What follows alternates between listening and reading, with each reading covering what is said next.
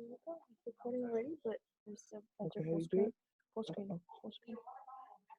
We can move it. Can you hear me now? Yeah. Not so much. Gotta figure out how close I want to get to this thing. All right, so welcome. Quite sold out crowd this evening. I'm your headliner, so appreciate everyone else leading up to today. My thing is, who am I and why am I here? And I thought it would be a good place to start because of all the amazing speakers that have come through yesterday and today, and I saw the lineup for the rest of this week. And it's pretty impressive. And so I thought, all right, if there's any philosophy majors out there, I'll just get deep and go with this whole who am I and why am I here thing. And actually, good news is I think I can probably answer those questions in a somewhat basic kind of way. So the name is Day, Andrew Day. And I say it just like that because I was born in England. That's my best James Bond kind of imitation I can come up with. Grew up in England and then moved to Holland. Grew up in Holland and then moved over to Montreal, Canada, and then over to New Jersey, South Jersey, Jersey, I should say, I guess it's more appropriate. And then moved over all the way over to the West Coast and ended up in San Jose for my high school and my college years. And then at some point, ultimately ended up in Santa Rosa and then settled in Windsor right now. So when I say that sometimes in different environments, people go, oh, you must be part of a military family. And actually, no, nothing to do with military. My dad was an engineer. And so I kind of call myself as kind of growing up in a business family. And I figured out pretty early on, that was not my jam. Did not want to do business. Didn't like numbers. Watched my dad spend a lot of time out of the home. He had a lot of business trips. A lot of time spent evening commitments doing other things for his work, and he was a pretty high level executive thing, but it just took him away from the family, and I felt that. And so even way back then, I started to think, and I don't mean to say that it was a bad childhood necessarily. He was a good dad, but just wasn't present enough. And I just decided at some point when I would become a grown up, I want to do something that has nothing to do with business, nothing to do with numbers. And so moving around had its benefits. I learned different cultures. I learned to speak a couple of different languages. And I was forced, because of our moving around, to learn how to make friends. And I didn't, it seems pretty basic. People know how to make friends. But not everyone does. And what I realized early on is that learning how to make friends ultimately was setting the tone for how I could do my professional life as well as my personal life in terms of making meaningful connections and establishing authentic relationships.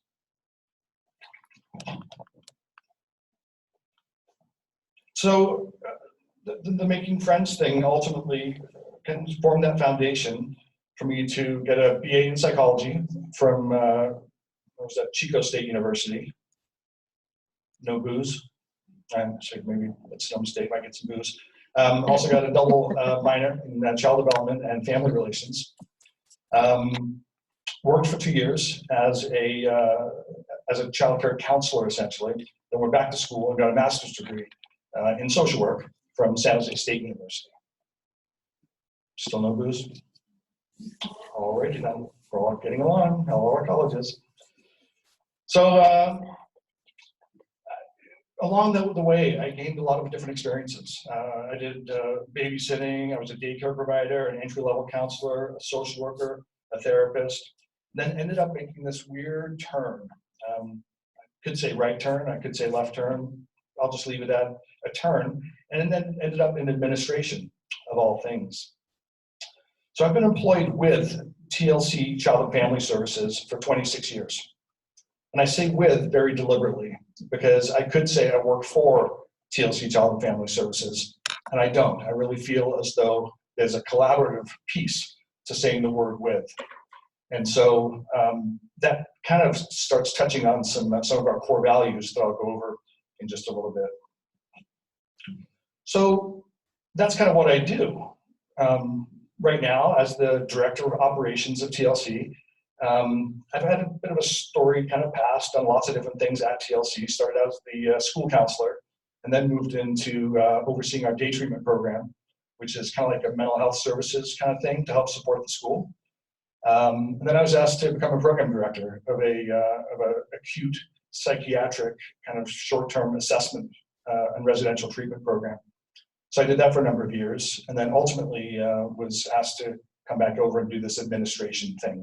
So now I oversee human resources, I oversee all our safety programs, I do a lot more now with our property management and things. I oversee all of our accreditation projects and, like I said, safety and things like that. So it's a pretty wide-ranging, eclectic kind of role is kind of where I've ended up now. I think just because of that institutional knowledge that I have for being part of TLC for those 26 years. So that's kind of what I do. But why am I here? So for me, despite all of those titles and the experience and things that I've said that I've done, ultimately what I think I do, I'm in the hope manufacturing business. I didn't make that up. I stole it from someone. I was at a conference and this guy told this story about how he was traveling on a plane and sat next to someone and they said, so what do you do for a living? And the guy thought, I don't want to say therapist because you guys are going to talk my ear off the whole time and I really don't want to be his therapist. He said, well, technically I'm a psychologist, but I don't want to get into that either. So he came up with this thing, Hope Manufacturing Business. And I thought that was pretty brilliant because it speaks to the why of what I do. And I think, I'm assuming, and getting tons of people here right now, and I'm not going to go around the room and ask you each to state why you're here or what called you to come to this last presentation on Tuesday afternoon and right before dinner and all that good stuff, but you're here. And I'm assuming that just the fact that you're a part of Social Justice Week at Sonoma State means that on some level, you have got to want to get involved in the hope manufacturing business in some way, shape, or form. That's what this week is about, right? So I assume most of you are students, so you may be interested in hearing a little bit about jobs that TLC offers up. Some of you might be interested in starting a family or thinking about a family down the line, or even now, and so maybe you want to hear a little bit more about foster care and adoption. Some of you may be connected or have a young person in your family or in your neighborhood that might be struggling with life, with academic issues perhaps, maybe with homelessness types of issues, maybe with drugs, alcohol. There's a lot of things that young people are struggling with today, and you may not know where to go to get some resources. And I'm hopeful that today I'll be able to talk to you a little bit about what TLC offers up. And some of you might not be interested in any of those categories, but you might just say, I want to inspire hope somehow, and I want to make a difference, and I just want to connect with a young person. And so maybe that's just volunteering some time in one of our myriad of the programs that we offer up. So simply spending time with a young person. So my goal in our time here, I got to keep focused on time, but it's to give you a bit of a story of how TLC got to where we are today and provide a bit of a snapshot of each of our programs. And then obviously I'll make sure to leave time at the end to answer any questions that you may have about the agency. So off we go. Programs. Community members sometimes say that they assume that TLC stands for tender loving care. And they're not wrong, but they're just not exactly right in our case. We began operations in Lake Tahoe back in 1975 as a 4-bedroom home. The actual name when we became incorporated was True to Life Counseling. So TLC, True to Life Counseling. And it was founded on this premise of being out in Tahoe and wanting to, the person who started the agency, and started that 4-bedroom home, his name was Jim Galster, and he and his friend graduated from Michigan State, and they had degrees in advanced or master's degrees in the MFT kind of world, but they wanted to do something different and get youth connected to nature and get connected to some reality kind of stuff, not just going into a room and laying down on the couch and talking about your feelings kind of thing. It's like, no, we're going to get out there, we're going to experience nature, we're going to work together for the common good of this particular group. And so from the very beginning, it was about authentic connections and being true to life.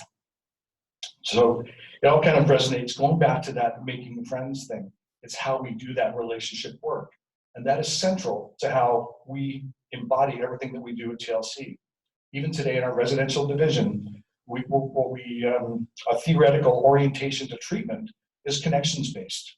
It's about helping youth get connected to themselves, get connected to others, then ultimately get connected to the community.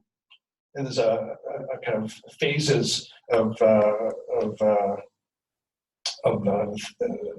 things that they have to kind of work through and show competencies before they can move on to the next phase of their treatment. So as we began to grow, we realized we were doing a lot more than just giving children a path to follow, which is one of our kind of taglines from the very beginning.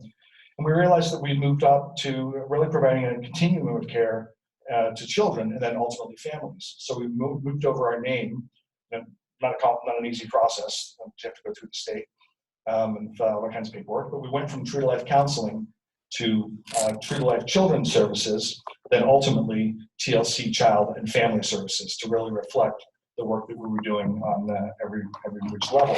And the TLC part is how the general community just knows who we are today. In the interest of time, I'm just going to share a quick overview of our kind of evolution of how we got to where we are. And I wasn't there, so taking a little bit of kind of artistic license on some of these things. So it may not be, don't go around quoting me on every little thing that I'm about to say, but it gives you a general sense of how we got from this 4-bed group home up in Lake Tahoe to where we are today, which is providing all of the services that I'm going to be talking about in the next little bit. So as we began to grow, let's see. Let's see that. Let's see. TLC's founder was Jim Gouster, as I said. He experienced a lot of success working with the youth up in Tahoe, and then ultimately decided wanted to move to Sonoma County. So he opened up a program. Actually, it was his house. He was able to take out a loan from his mom or something crazy, and he bought a house, which back in those early late 70s, early 80s was actually manageable in this area. And he started doing this work in his house, essentially. And what that was called back then was a house parent model. So it was people that worked, that had a home, and youth lived with, they were referred, essentially, to live with these house parents because they were not able to live with families of origin for whatever reason. Sometimes it was abuse, sometimes neglect. The youth that Jim was working with back in the early days was what we call more conduct disordered youth. So youth that were kind of acting out a little bit more. So they looked angry on the outside. But what Jim realized is just because they were angry on the outside didn't mean that you couldn't pay attention to what was going on the inside. And that was the therapeutic nature that Jim really brought to the table early on. So as he started working with these youth in his house, he sent them to school, of course, and they were in high school, but they struggled in school. They were getting the boot out of classes. They were misbehaving, they were talking out, they weren't focused, they weren't paying attention. Sometimes maybe they were using profanity back at the teacher when the teacher asked them to do something. Whatever it was, there weren't a whole lot of resources back then in school districts to really provide support to youth who were struggling with being in class.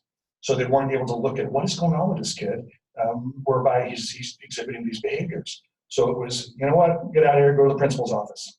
So go to the principal's office, the principal goes, oh, it's you again. All right, I'll call Jim, he'll have to come pick you up. And so kids were getting suspended.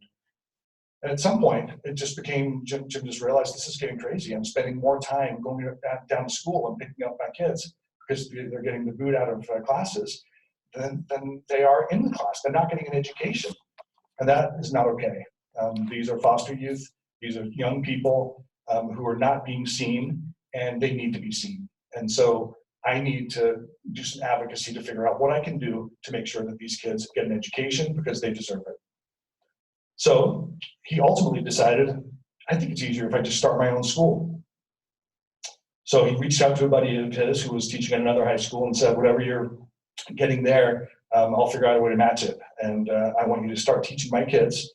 And it's not going to be a full-on classroom or anything like that. It's literally going to be at my kitchen table. But we will teach these kids. They will get an education. And that's how Journey High School ultimately started out. He pretty quickly realized he was over his head a little bit and needed help, especially on the administrative side of things. So he reached out to someone else who came over and then helped the first teacher, his name was Greg. The second teacher, or the administrative person, was named Ina. And together, they took that school from that 4-bed to, four beds in the home, but a 4-student classroom, all the way up to what it is today, which is about 35 students at our current Journey High School. And those two people that started that program only retired about 5 years ago. And Jim, the executive director, only retired about 2 years ago. So there was a lot of longevity and a lot of building up as we started from those kind of humble beginnings up in Tahoe. So the next piece that Jim started realizing is that some of the youth that he was working with, once they had some structure and some guidance and some people that actually cared about them, is that they didn't really need the institutional care that this group home was offering up. It was fine, but ultimately, Jim realized early on that we need family, and these kids needed family. And if family were not available, then typically these youth were being placed in group homes. And Jim was saying, I don't want to keep them in my group home. I want them to have family. I want them to get connected. So he ultimately went to the county and said, hey, I'm looking at a couple of kids here, and they could really use a foster home. And this is where I take some liberty. So if you're from the county, it's probably not exactly what you said. But it is kind of how it went down. The county said, I'm sorry, but we don't have foster parents that work with or are interested in taking in older young people like this. These are teenagers. They've had some issues. They present as kind of angry. They use bad words. Some of them even done drugs and alcohol and stuff. And that's not what we're looking for as a foster parent. We want younger people that we can really help raise, that really need us. These are adolescents. They don't need us. And Jim was very clear. Absolutely, they need you. They need guidance. They need family. They need connections. And so he said, I know I can find people. And so what do I need to do? I'll start my own foster family agency if I have to. So he went through the process. And it's not an easy process. You've got to, again, go through the state, do a bunch of documentation. You've got to hire people. And ultimately, though, he was able to get a social worker on board. The social worker was able to find foster parents in the community that were willing to work with these adolescents. So now we have our residential program, we have a school program, and now we've got our foster care program. Some of these parents started getting connected to the youth, and they said, how long is this kid going to be with us? They're great. I mean, we look at him all the time. He's awesome. And so Jim had to go through and explain the process of what is foster care, what is adoption, how do you get there? And he didn't know tons about the county process, so he went back to the county and said, hey, I've got some families here that they actually want to adopt this kid they've been working with. Same kind of story. The narrative was people just don't want to adopt older teenagers like that. If you're going to adopt, you're going to want to adopt young people that you can raise, that really can be part of your family. She was like, they need family. We need to find them family, and we need to create these forever homes, is what we call it in our business. And that requires a separate license. So you had to go back to the state and obtain an adoption license. So that obviously happened in 96. As I previously mentioned, I was somewhat involved in the beginning of the day treatment program and a counseling program that supported the school. So we've got the Journey High School, which had expanded by now into not just the house parent model. What we've expanded to now is called a rotating staff model.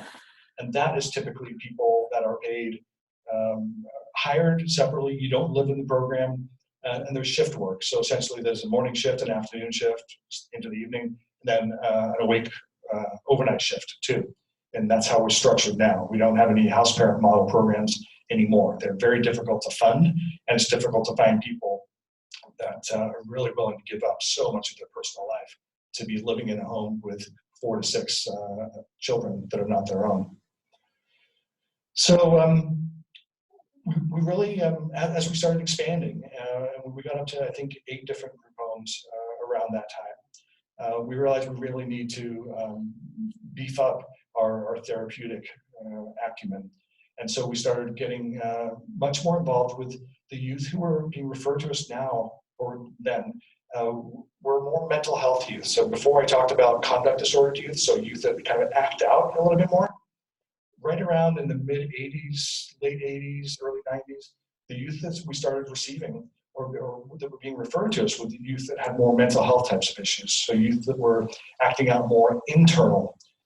So youth that had more kind of mood disorders, depression, anxiety, post-traumatic stress, and they dealt with that by going inward, sometimes by hurting themselves, eating disorders, cutting on themselves, things like that. So it's much more internal than it was external. So it required us to really get big with our behavioral health services, which has now emerged to a variety of disciplines, including psychologists, MFTs, MSWs, and the like. 2005, there was a program called Transitional Housing Programs, and it was run by another agency, and they were trying to run it from a distance, and they asked if, or they talked to the county, and they said, hey, there might be an agency that's more local that might be able to keep this program going, because it's essential. Because transitional housing program fills a void for when foster youth are part of the foster care system. In the very olden days, when you were 18, essentially you're done. You're on your own. You're an adult now. And looking out amongst the room, there's a lot of pretty young people. I don't know how exactly you're doing it. I've got a 20-year-old daughter, and she has plenty of support. And there's still challenges navigating when you're being held, especially as part of the foster care system. It's pretty tightly managed, so you don't have a lot of opportunities to really practice what it's like to do the adulting thing. The THP program really allows for a bit of a safety net. It allows for youth to access, we help youth find housing. We actually pay for the housing initially, and I'll get into more detail on that in just a little bit. And we provide 6 to 8 hours of support and more if necessary. We have a drop-in center that's located right by the JC on Mendocino, whatever it is. What's the street? What's the big road there where the JC is? Anyone? Is it Mendocino? Okay, whatever it is. We have a drop-in center there that the transitional placement youth can access.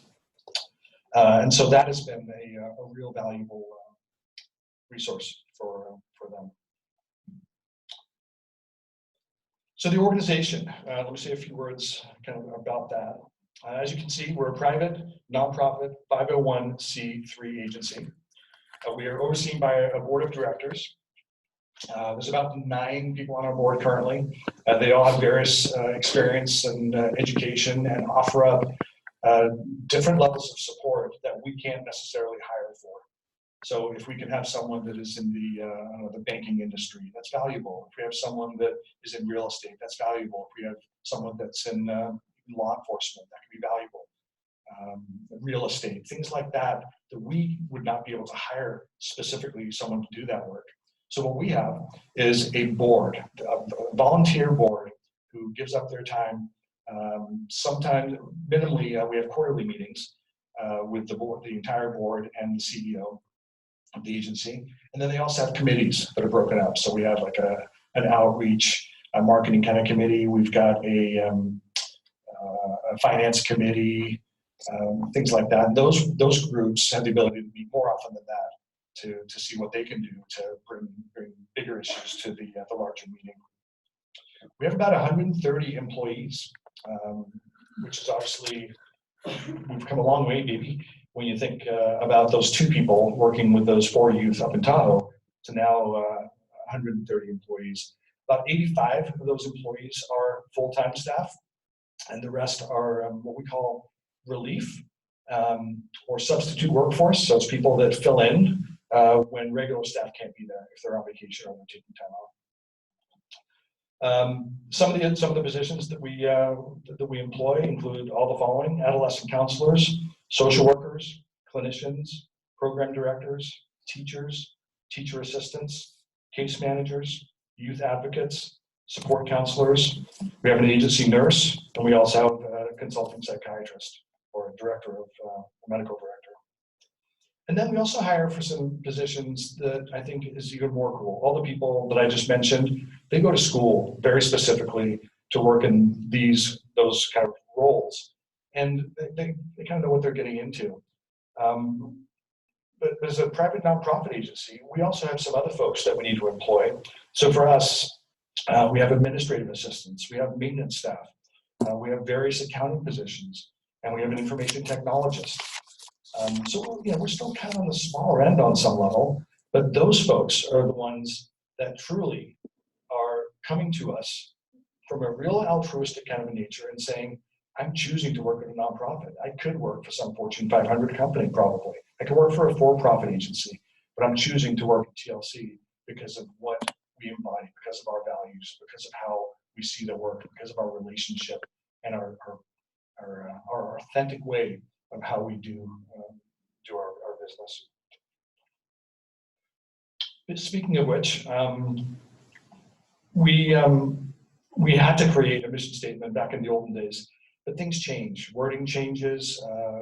It just felt a little bit old-fashioned when we started looking at this somewhat recently. So we got a leadership involved, and then a whole lot of other people, and we said, what is it that's important to us? And we started off with probably, 50 different words that we all use to describe how we feel about the work and what guides our decision-making processes as we go through our daily business. And we ultimately settled on excellence, integrity, transparency, collaboration, and diversity. And then we use those words to kind of fill out what it is that we think we do. And we didn't take that lightly, because we really wanted to capture what it is that we hold pretty true to ourselves. And that's, we empower families, children, young adults, and their support systems to cultivate resilience and authenticity by fostering healthy relationships. So again, that word relationships, it keeps coming up because it is a very common theme, going back to those connections and going back to the very beginning of how we got started. So now it gets a little awkward because we're going to talk about money and numbers. And I already said, I don't like business, I don't like numbers. But you know what? We can't do the work if we don't pay attention to the numbers. So while I personally am not necessarily that involved with that part of it, we do have some dedicated people that are absolutely connected to how we do our work. So our fiscal conduct, as you can see, these are all the kind of things that ensure that we're doing the right thing and we're held accountable. We have constant audits, and we're nationally accredited by the Joint Commission. And so definitely a lot of oversight for how we do our money. In terms of the money, we've always maintained a diverse form of funding streams. So even in the old days when we had that one group home, it wasn't sustainable by itself. And so we kind of stumbled into it by starting up the FFA and the adoption and getting the school going. But what we realized as we started incorporating those parts into our sum is that we actually needed those streams because some of them were inconsistent over the years. There's been times Sacramento or Washington make decisions that affect the funding. And so we realized that we can't just be reliant on one funding stream. So we do have contracts. Most of our money typically has been tied to different public funding, essentially. So we've tapped into federal funds, Title 40 dollars, so the old AFTC kind of format. We pulled down those foster care dollars. The state, we had state contracts for a while until realignment. to put a lot of money, put a lot of the state money back into the county. And so now we have a lot of county kind of contracts. And we also work pretty diligently with local school districts because of just how the pockets of money are held by the state. So we need to tap into mental health funding, we need to tap into education funding, we need to tap into social services funding. And we have done that, I think, pretty well over the years, just by doing those contracts. We often get asked, well, you're a nonprofit. I mean, you guys should be doing fundraising. And yeah, you're right, we should be. And we just were not very, well, we were good at it, but we didn't call it fundraising. We called it fundraising. So we had fun. We put on a couple of golf tournaments, and we worked pretty hard for those first couple of years to get it going. But it was great. We had a bunch of food out there, and we had drinks, and everyone seemed to have a great time. And we talked about the good work that we're doing with kids and families, and everyone had fun. But we were not making any money as part of that. And so at some point, it was 2015, 16, when the new CEO, Susan Fetty, came on board, we started really looking at how can we get better about developing more collaborative relationships with other agencies in the community, and how can we expand our reach and do some things that we have not done before? How can we think differently about this? So that all changed. I can look at that real quick, but as I said, I'm not that into the numbers. So bottom line is we're about an $8 million a year. Technically for 2020, I think we're just under $10 million a year in revenue. So we're continuing to expand, and there's reasons for that I'll talk about in just a second. But clearly, most of the biggest bulk here is the residential treatment services. Those are the contracts that provide the most money for us to do the work that we do, because those are the youth that require the most care. So we call this TAP, anything is possible. The concept, which was, we didn't make it up, there's a few other local agencies that were doing this, but instead of drawing something out and having a 5, 6, 7 hour golf tournament and a live auction and a silent auction and all the awards and things like that, it got a bit old, it got a bit taxing on people. And so the concept was, let's connect with people that we already know in the community that are aligned with the work that we're doing, with our mission. And we then asked those people to invite people that they were connected with to come to breakfast. It wasn't just any breakfast, it was at John Ash, so it's a nice place and people know the name, and so they knew they were gonna get a decent breakfast. And it was literally from, I think, 7:30 to 9 o'clock in the morning. So it was an hour and a half time is all we had to try to convince the people that were out there. And the room was about this size. There's a few more people. It's probably about 150 people ended up showing up. And our goal was to really inspire people to want to be ambassadors to TLC and help us change lives. And so we put together the CEO had some opening remarks and kind of talked about what it was that we do and what we needed from the people in the audience. We then had several youth step up, and they talked about their experience of experiencing care with us. And then we had a couple of families that also were able to speak to how their lives changed via them changing the lives of a young person. And then at the very end, we created this video. It's kind of a short video thing that we showed to everyone, and that really kicked off the final part of it. But I'm just going to go ahead and show you this video real quick.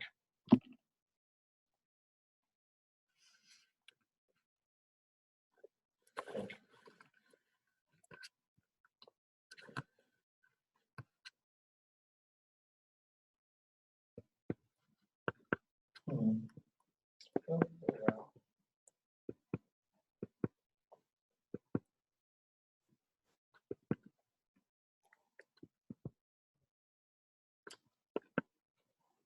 This is the beginning of time. A parent disappears or can't be with their child, and another parent steps in. It's about as natural as anything. I was at work and I got a call from Bell saying that we were gonna go pick up a little boy the next day, and he was ours. I left work, like getting ready to go meet our son. We went and did 9 months of preparation that night, and then went and picked him up the next morning. And having had 2 biological children already, it was exactly the same when we met him. He was just ours. It's a pretty incredible experience to watch these little kids. Some came as brand new babies straight out of the hospital, and watching them go through elementary school and enter into high school and launch out into the world. It really is a gift. I grew up in foster care system for 14 years. I was taken from my mom when I was 4 years old due to her being unable to care for the needs of myself and my 3 brothers.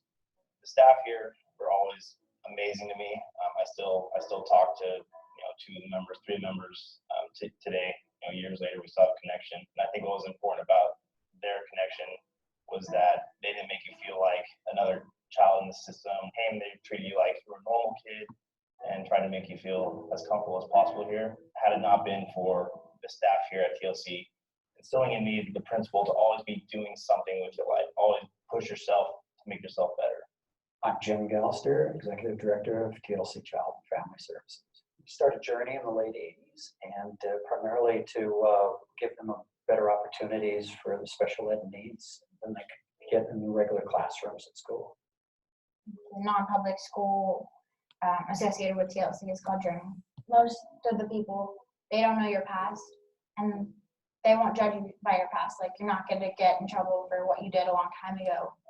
TLC is just like an open place where, you have to gain trust, but they're not going to force you to be anyone that you don't want to be. I didn't know what it meant to live in a group home. I didn't know what it meant to be in foster care. Even some of the kids here, like, their families don't even accept them, but TLC does. Transitional housing program was really set up as an opportunity for foster youth who typically may not have family supports or other natural supports as they're making that transition from childhood to adulthood. Many of us are fortunate to have had those supports, and typically foster youth don't. So transitional housing stepped in to say, we're going to help find you some safe, affordable housing, and then we're going to help you develop some skills to help really manage what it's like to becoming an adult. It's just a holistic way of looking at life and learning how to be an adult without having to fall so hard. It's like adult life with a safety net. It's perfect. My mom wasn't capable of being the mother that I guess she was at one point. I had to come to the realization that it's time for me to create a life that is worth living my own life. The minute that I got to choose to go into THP, I felt like I had a choice in my life, that I wasn't going to just succumb to the circumstances around me, that I was actually going to become somebody I wanted to be.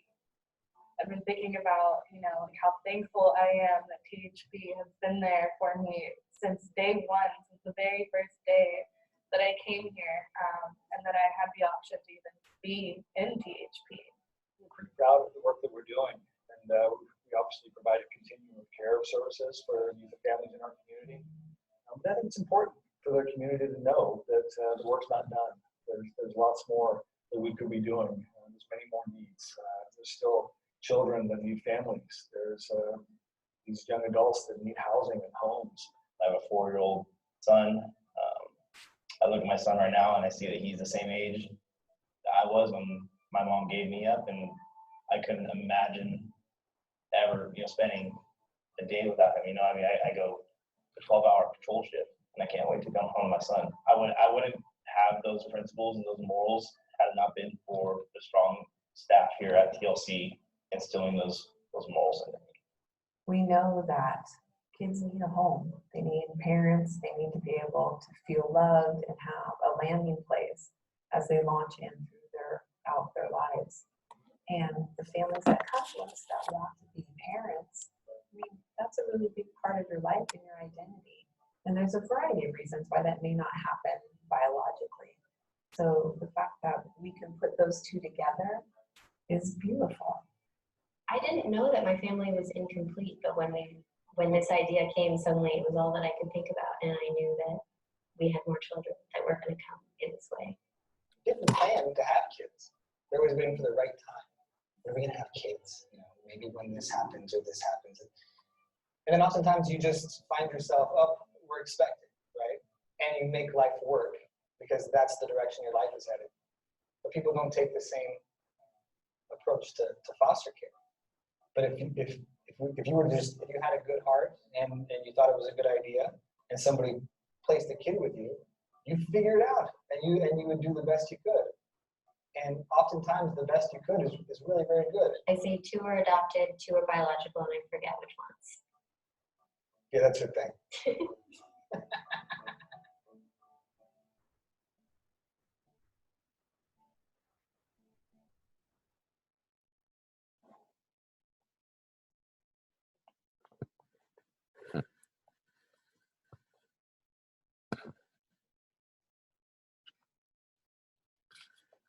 So after that video, we had an auctioneer kind of get the crowd going. And we had some very specific things we were trying to direct people to fund, including some outdoor connections, trips and adventures, camping kinds of experiences, regular kind of camps, music camps, anything that allows foster youth or other marginalized youth that are not able to afford those things within their families of origin, or even foster families sometimes aren't able to afford those things. We wanted to make sure that we provided those experiences for children. And so honestly, when we started off that morning, I was a little skeptical. I was like, if we somehow get $10,000 out of this, I'll be stoked. As I was standing towards the back of the room and the auction dude started up, and he goes, who right now is invested in changing lives? I want to see someone who's got $5,000 and wants to make a difference and get those kids out in the wilderness and get them experiencing nature and get them back to their roots and be able to have relationships. And he was powerful how he did this whole thing. And immediately someone puts up their hand. And I was like, say what? And it just continued. Someone else said, I'm going to match that. And so, like I said, it was the whole morning was about an hour and a half of time that we were together.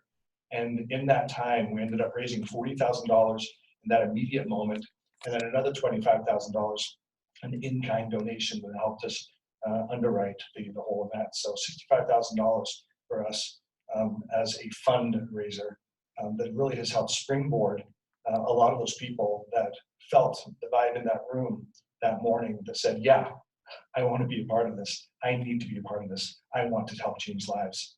It was very powerful.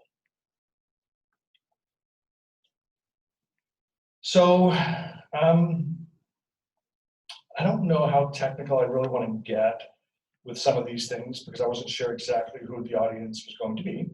But suffice to say, there's a lot of change that's happening at a state level. There's a lot of things happening on a national level too that's affecting child welfare. And in the most basic of terms, what we want to do is have kids grow up in families and find families and not spend excessive time in congregate care or group homes. And that's not a bad thing. We have said that all along. I hope you gathered that that's TLC's mission from the very beginning, is that we concur. We don't want kids growing up in group homes either. It can be used as an intervention. It may be that they need to spend some time in a group home, but it needs to be very coordinated, very therapeutic based, and very short term. And that's what we've committed to as part of our agency. So we converted 2 of our group homes into what are called STRTPs, short-term residential therapeutic treatment programs, so STRTPs. We retained 1 of our group homes that continues to function as a group home. And that program only works with non-child welfare youth. So youth that are funded by educationally related mental health services or private pay or sometimes commercial insurance. But our other 2 programs, the STRTPs, are very much designed to be in alignment with what Assembly Bill 403 really called for. It also called for some renaming of some things. So we typically don't, it's still used, it's about widespread, the term foster families. That's shifted over to be called resource families now. And there's a separate category called ISFC, so intensive services foster care, that I'll talk about in just a second. But those programs are set up to almost go back to the house parent model that we had back in the quote olden days. It's just set up a little bit differently now because now there's a lot more support for those, quote, house parents. So they're surrounded, if not wrapped, which is a different category of something, but they, these ISFC homes are really provided a myriad of support by an agency like ours to make sure that they're getting everything they need to work with these youth so that they don't have to grow up in group homes and they can instead grow up in a more family-like setting. Make sense? So that is ongoing, and there's been a lot of kind of bumps and hurdles along the way that we're still having to negotiate. But overall, the concept is something that we absolutely believe in, and it was time to have a comprehensive overhaul of the child welfare system. So I'm not going to spend tons of time talking anymore about these things. I think I've hit on them a little bit, but I'm just going to leave the slide up there, just hit on a couple of quick things over the next little while, and then I can, like I said, leave some time for some questions. But so this is current. This is what we're doing. Residential treatment now, we've got these 3 programs. We now, the slide's coming up in a little bit, but we don't even refer to them as boys and girls programs anymore. We've really worked to obtain a seal of approval. Actually, we're now considered an innovator by the Human Rights Campaign. And that is our commitment to working with LGBTQI youth and their families. And so one of the things that we've really kind of become pretty renowned for is working with members of that community. So it's essentially gender affirming. So when someone is referred to us, right from the very beginning, we're talking with them about how they identify their SOGI. And so we have 3 programs right now. Phoenix House and Orchard House are the 2 STRTP programs that are on our main campus. One is for youth who identify as male, the other one's youth who identify as female. And then Coast House is off campus. It's about 5 miles away. It's kind of out there in the boonies a little bit towards the town of Occidental. And that program is for youth who identify as female. And on the right, you can see some of the things that kind of make up the conditions of that environment. I don't know if I mentioned our main campus is located on Gravenstein Highway in Sebastopol. If you've ever heard of Andy's Produce, it's not my produce, but it's a produce market. We're right across the street from them. And that currently houses our main campus, our administration building, our Counseling Connection Center, our non-public school, and also our 2 residential treatment programs. So it's set on, I forget, 5, 6, 7 acres of property. So some of the youth qualify to attend the school that's on site, but not everyone does. So right now, if I'm ballparking it, I'd say 65% of the youth that live in our residential programs qualify to attend Journey High School / Journey Academy. And qualifying to attend means that the youth have to have an active IEP, Individualized Education Plan, which essentially means that they are eligible to receive special education services. And for our purposes, that's related to being either being considered emotionally disturbed or having a learning handicap. And if the school district of origin or the local school district makes that determination, we do not make those determinations. It's absolutely made on a school district level. They could refer that youth to Journey, and then we could consider them for admission into our program. And like I said, it's a small school. There's a total of about 35 students, and that includes not just the students that may be part of our residential program, but we also have approximately 12 to 15 youth on any given day that only attend the school. So they may live with their families of origin, they may live with foster families. They don't require the services, the intensive services of residential treatment, but they can make use of what the school has to offer up. And so it's, I'll talk about the school in a second. So all these things on the right are kind of comprised, make up some different aspects of residential treatment. I'll go into some more of those things as we go along. The outdoor connections piece is just that we're committed to getting kids out on adventure trips. At least 4 to 6 times a year, we do big trips. So we just got back from a snow trip up in Tahoe. We were out there for like 4 days.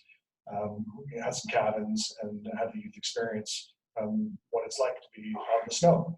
and what it's like to be together and figure out how to do things as a group. So everything has, again, a therapeutic kind of component to it. As I mentioned, there's the foster care system. That's something else that we do. All told, right now, I'm guessing we average about 50 families or so at any given time, and those families typically turn over because we finalize about 40 to 45 adoptions every single year. So the average age is about 6. We deal with a variety of youth that have parents that may have been incarcerated. Sibling groups is something that's always a challenge for us to try to find homes for. A lot of the foster youth have experienced abuse and neglect and subsequent emotional challenges. Foster parents, and as I said, we're trying to get it moved over to call them the resource families. They undergo a variety of background checks before anything happens. So they have to clear FBI, Department of Justice, and the child abuse index clearance kind of things. And then we do a family assessment. And so they have an application, an extensive application that has to be filled out. We have a social worker review the application and then spend a significant amount of time meeting with the family in their homes and at our office to really ensure that they know what they're getting into, and we believe they will be able to provide for the care and supervision of young people entrusted in their care. At TLC, we have low social worker caseloads, which allows them to really connect with families, weekly contact, and lots of support systems built into place. All family types are considered. We sometimes get questions, well, I'm a little bit older, so I don't know if I can be a good foster parent. And yeah, there's some things that we got to talk about, but for the most part, we can typically find ways that they can connect with youth and their families, because there are plenty of youth that are needing these families. And below that are just some kind of bullet points about Sonoma County. So there's 400 to 500 kids that are part of the foster care system in Sonoma County, 30 to 50 in need of homes on a daily basis, all of that.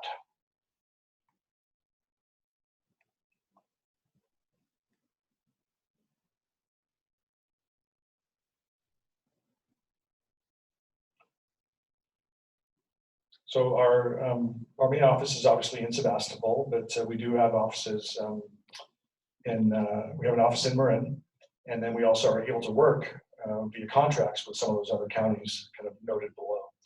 And so our social workers typically are out in the field. They don't have necessarily offices at our main office because they're typically meeting with youth and families and completing home studies and things like that. The person who runs the program right now really wanted me to emphasize that we've got a significant shortage of Spanish-speaking bilingual social workers. And so if any of you are remotely interested in the social worker field and are bilingual, bicultural, it's something that's absolutely desperately needed throughout the area. As I mentioned before, Journey Academy, that's our school. It's on our main campus. It kind of approximates a regular public high school as much as we can, in that the students move around from class to class. We have all the goofy things that high schools do, like Crazy Hair Day and Spirit Week and Backwards Day, and we do school dances. We try to expose them to as many normalized things as we can. But there's some things that we just can't offer up. So like a chemistry lab, for example, is something we don't have access to. But every youth has an individualized education plan. So we're constantly assessing what needs do they have, and are there any other things that we need to get them to. So it could be that we expose youth to the Santa Rosa Junior College and they take a class or two there. We're constantly seeing, does it make sense that this youth transition back into mainstream academics, even if it's a gradual transition. So if a kid is doing well in our school, we're going to start talking about them taking a couple classes at Annalee or Almalino High School, or if their family is located more in this area, we just kind of look at how we can make that happen for them, so that they are always in the least restrictive environment. We never want to quote, force a kid to be on our small campus with all of our structure and all of our supervision, because it's not realistic. It's not real life. And at some point, youth are going to need to start thinking about making choices for themselves without the grown-ups kind of monitoring everything. But the youth that we're working with, certainly when they're initially with us, are at risk, and they definitely have issues. And we need to be there to supervise them and to provide support and guidance for them.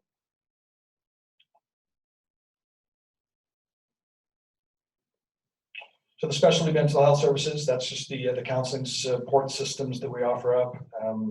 We've got about 8 clinicians now. Each residential treatment program typically has 2 clinicians in each program. These are master's level folks.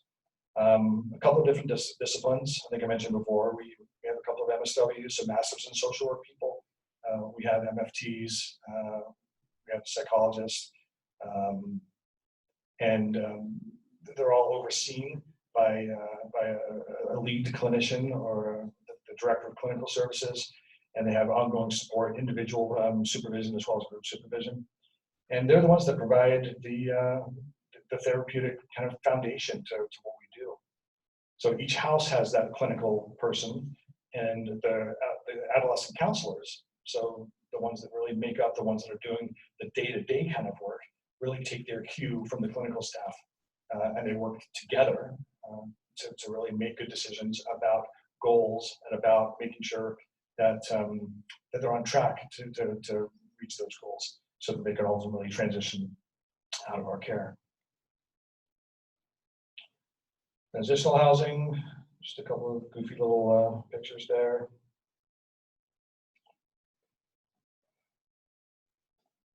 This is the most recent numbers. They're conducted by the Sonoma County Homeless Youth Needs Assessment. So there's a significant population that's out there that needs services, and it's no secret. You guys all know housing it's been since the fires. We lost a lot of housing, and it's also super expensive to live in this area, and so there's consequences to that. As I mentioned before, our transitional housing program provides a bit of that safety net to help them manage that transition, including things kind of like this. So this first one, and it's broken up, and it's changed over time a little bit. It's had different names as part of what the state has tried to do to really drill down and figure out where's the area of greatest need, and how do we break this up, and how do we figure out how to fund these different parts of the system that really need help.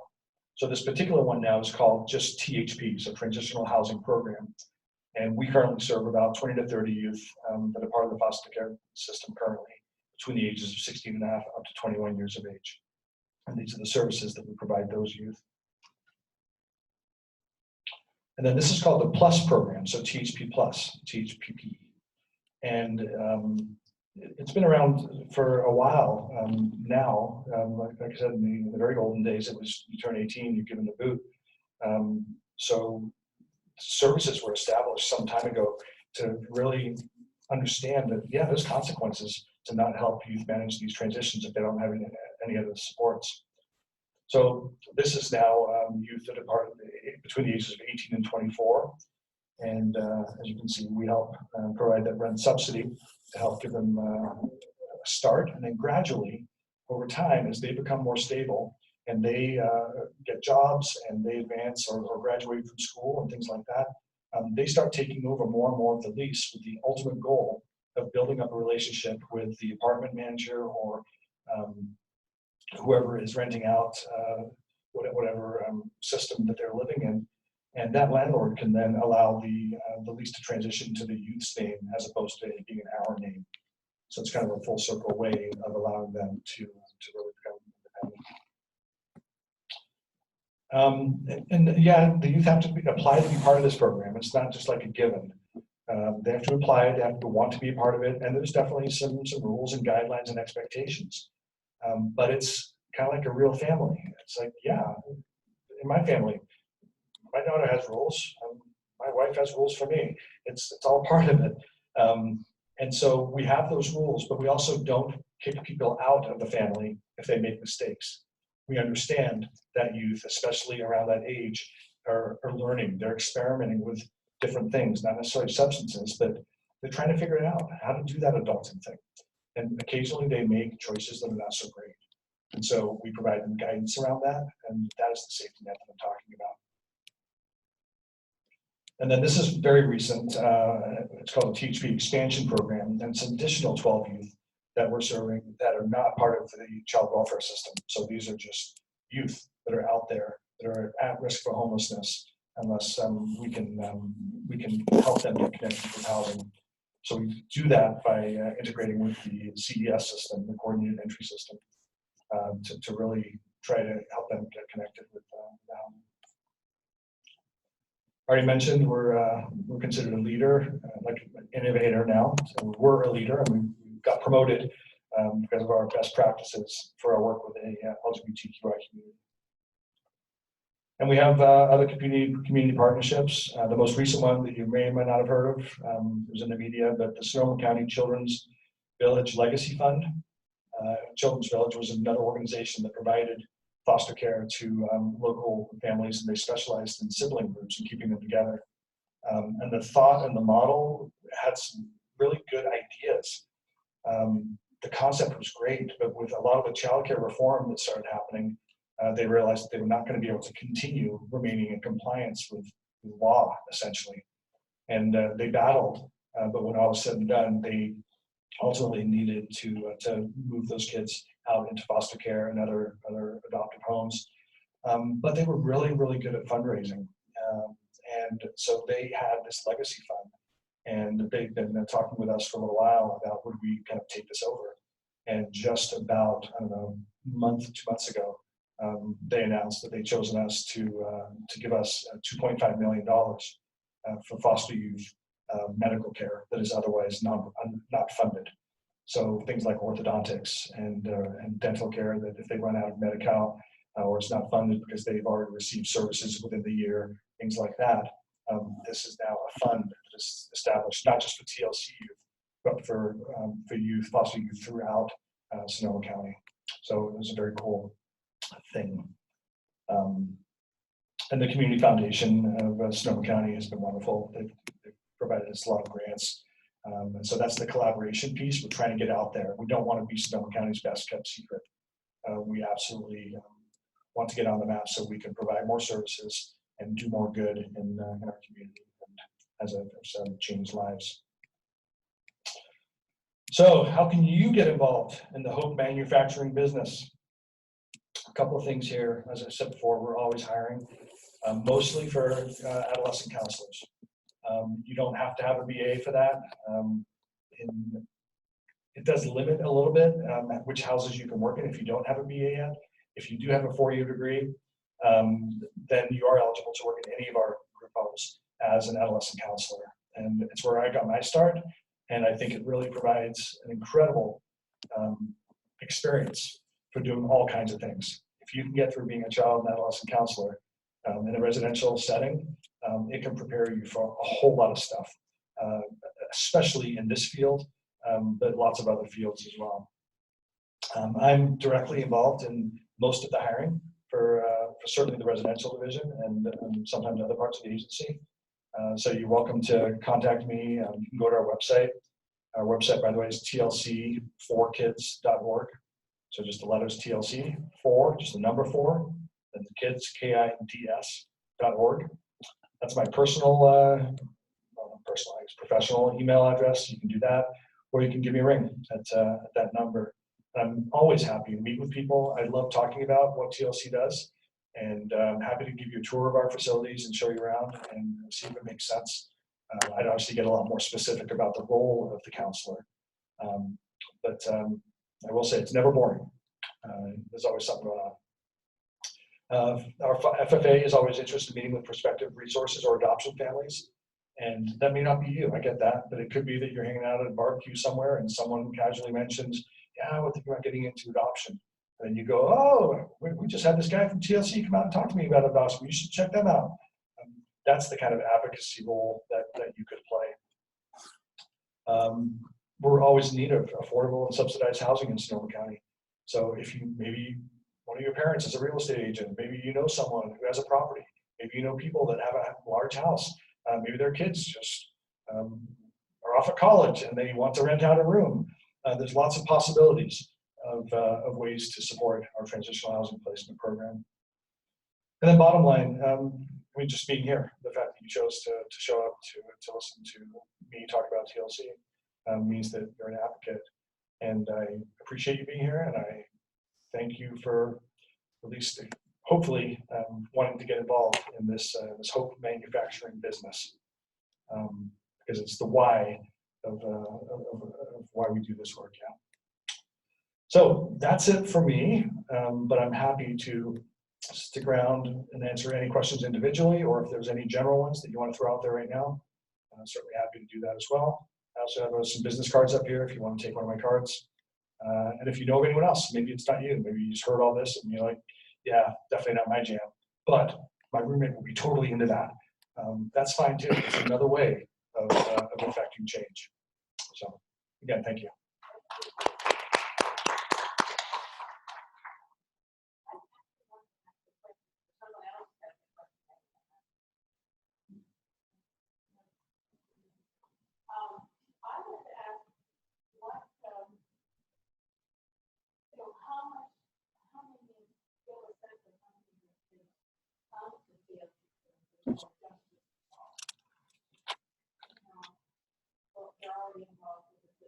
Well, it depends, I guess, how we all define justice system a little bit differently. Do you mean like through the probation type of a system, or do you mean child welfare?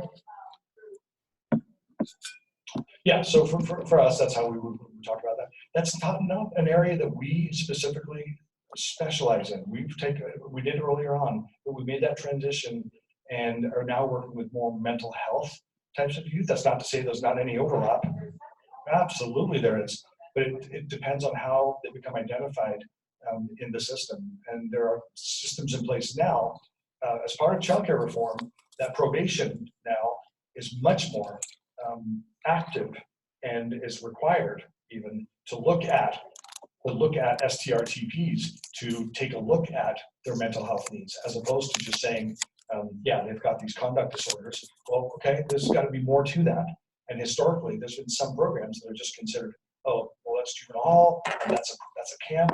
And there are certain programs that have been out there that work with probation kids. We certainly do get some that come through our system, but for us, we work best with youth that have a clearly defined mental health component in addition to whatever else is going on in their world.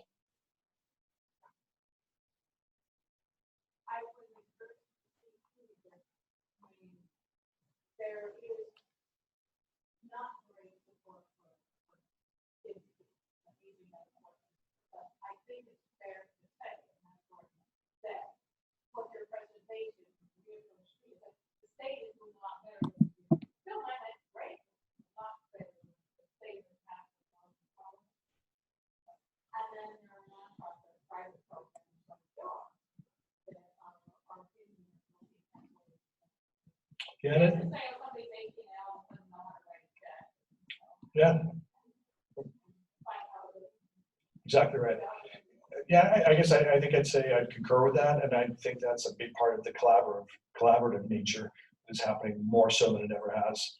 And there's certain groups, like the John Burton Foundation is pretty integral in working with the transitional housing folks, and we're a member of the California Alliance for Children and Family Services. So we get a lot of advocacy and support and guidance from them, and they, because of the number of organizations that are part of the California Alliance, they're really able to affect change at the state level. They're very connected with what's going on in Sacramento.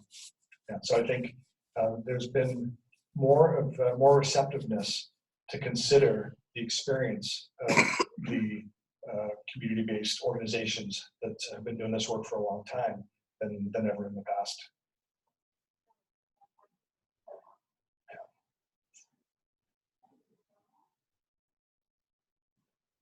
Yeah. Yes?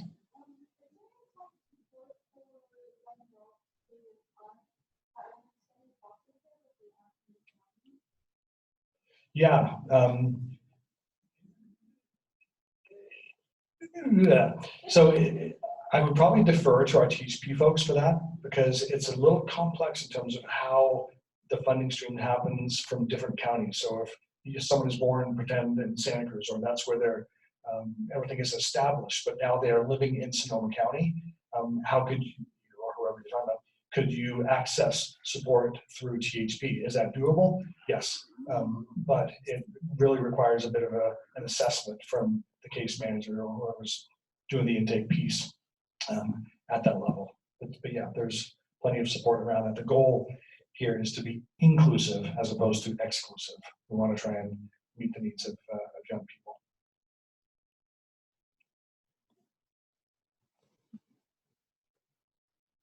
All right, thanks again, Sonoma State, for hosting me, and have a good rest of the week.